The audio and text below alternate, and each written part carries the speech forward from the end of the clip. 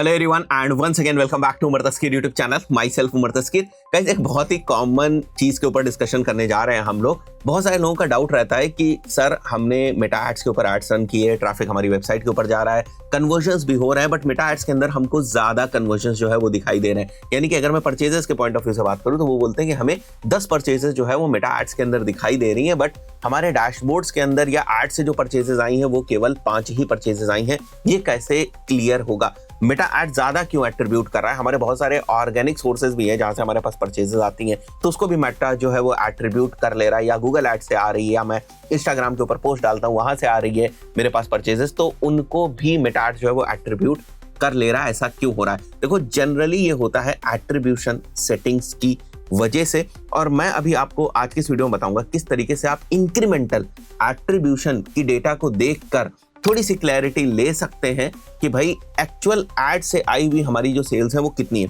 मैं आपको दिखाता हूं। देखो, यहां पर अभी आपको जो परचेजेस देखने को मिल रही हैं वो गूगल एड्स की 12 परचेजेस जो हैं वो आपको यहां पर देखने को मिल रही हैं। अगर मैं आगे बढ़ता हूं थोड़ा सा और यहां पर आपको एट्रीब्यूशन सेटिंग्स दिखाऊं, तो यहां पर जो एट्रीब्यूशन सेटिंग लगी है वो 7 डे क्लिक और 1 डे व्यू जो है वो लगी। इसका क्या मतलब है कि पिछले 7 दिनों के अंदर जिन लोगों ने भी इस कैंपेन के अंदर किसी भी एड के ऊपर अगर क्लिक किया है पिछले 7 दिनों के अंदर, मतलब 3 दिन पहले भी अगर उस पर्सन ने एड के ऊपर क्लिक किया, उसके बाद दोबारा किसी डिफरेंट सोर्सेज से वो हमारी वेबसाइट के ऊपर जाता है और वेबसाइट के ऊपर जाकर हमारा कोर्स जो है वो खरीद लेता है। इन दैट सिनेरियो ऑल्सो अगर उसने क्लिक किया था विद इन दो 7 डेज, तो उस सिनेरियो में भी जो सेल है वो इस एड को, इस एड ग्रुप को और इस कैंपेन को जो है वो एट्रीब्यूट हो जाएगी। इसी तरीके से दूसरी चीज जो ज्यादा खतरनाक है, 1 डे व्यू। आपका एड किसी के सामने आया, किसी ने आपके एड को देखा, उसके बाद वो आपकी वेबसाइट के ऊपर जाता है, एड से वो इंगेज नहीं कर रहा है, क्लिक नहीं कर रहा है, एड के ऊपर क्लिक करके वो आपकी वेबसाइट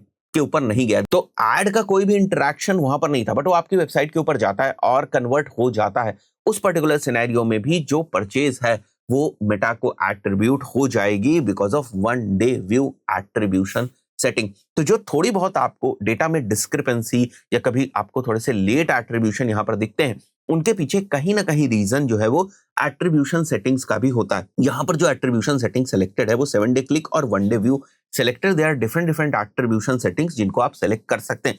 एट्रीब्यूशन सेटिंग्स के ऊपर अगर आप लोग बोलेंगे तो मैं एक अलग से डिटेल्ड वीडियो, बहुत ही तगड़ा वीडियो जो है वो बना दूंगा। बड़ा ही इंटरेस्टिंग टॉपिक है ये एट्रीब्यूशन सेटिंग्स। दूसरी चीज कि अगर मेरे को यहां पर 12 परचेजेस जो हैं वो देखने को मिल रही हैं, तो अगर मेरे को इंक्रीमेंटल परचेजेस या इंक्रीमेंटल रिजल्ट्स देखने, विच मींस दैट मेरे को वही रिजल्ट्स देखने हैं जिनके ज्यादा चांसेस है कि वो जो है वो एड से ही आए हैं। मेटा उनको थोड़ा सा कंफर्म कर रहा है कि ये वाले जो रिजल्ट्स हैं वो आपके एड से ही हैं। तो आप कैसे देख सकते हो? मेक श्योर करिएगा कि आप परफॉर्मेंस वाले टैब पे हो सबसे पहले।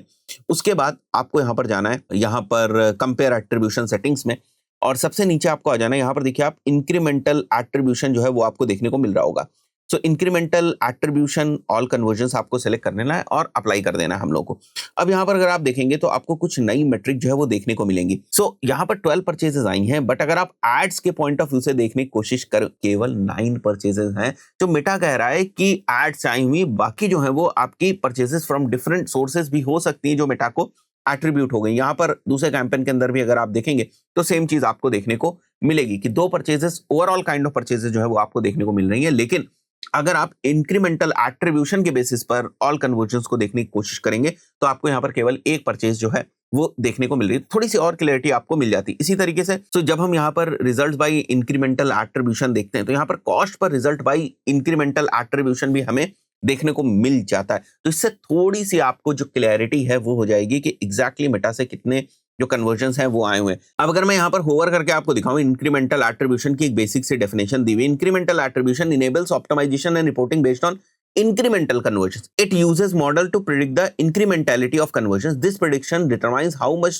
to value conversions in optimization and reporting. अगर मैं इनका जो हेल्प डॉक्यूमेंट है उसके ऊपर भी जाऊं तो सेम चीज आपको देखने को यहां पर भी मिलेगी, बट इस मैट्रिक के थ्रू थोड़ी सी कन्वर्जन एट्रीब्यूशन की क्लैरिटी आपको मिल जाती है। अब यहां पर देखिए आपको लिखा हुआ है, it uses machine learning models that predict whether a conversion is caused by an ad or not. Understanding how many conversions are incremental can help you better understand the outcomes of your advertising. तो आप इस चीज को करके थोड़ा सा देखिएगा। आपको उस चीज से परेशान होने की जरूरत नहीं कि मेटा एट्रीब्यूट कर ले रहा है। अगर आप उसको सेगमेंट कर पा रहे हैं और समझ पा रहे हैं कि एट्रीब्यूशन के अंदर भी एग्जैक्टली एड से कितने एट्रीब्यूशन हुए, तो भी आपकी पिक्चर जो है वो क्लियर हो जाएगी। आप चाहें तो इसकी जो डैशबोर्ड्स अभी हम लोगों ने देखा था, इसका एक्सेल बना ले और उसके हिसाब से जो है वो अपनी सेपरेट जो रिपोर्टिंग है वो कर सकते हैं। आशा करता हूँ वीडियो आपको वैल्यूएबल लगा होगा। इस पर्टिकुलर वीडियो में इतना ही, मिलते हैं नेक्स्ट वीडियो में। Till then, good bye.